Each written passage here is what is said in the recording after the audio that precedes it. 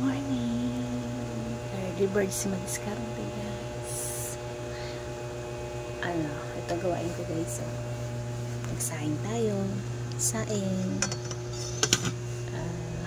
Magluluto tayo ng breakfast. And nagpainit tayong tubig. Ayan. Ito ang nanay duty for today's vlog. Kasi Lunes, July 28, pasokan na. After the storm, after the bagyo, after almost 1 week na walang pasok, ay back to school na si Kulot. So, ito. Ano oras ngayon? Oras ay 4:46. 4:46 in the morning. Ayan. Luluto tayo. Early birds bilang nanay duty. Nanay duty, tulog pa ang aking isa. Gigisingin na natin, guys. Ito ay Bagpamor. Good morning sa lahat.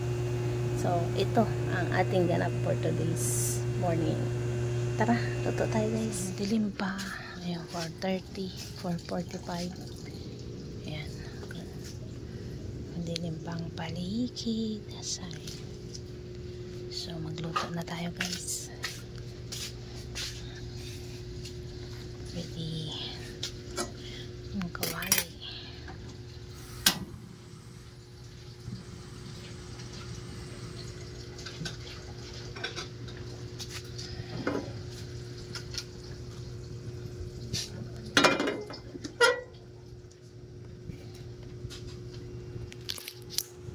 Diyan, lumukulo na yata yan.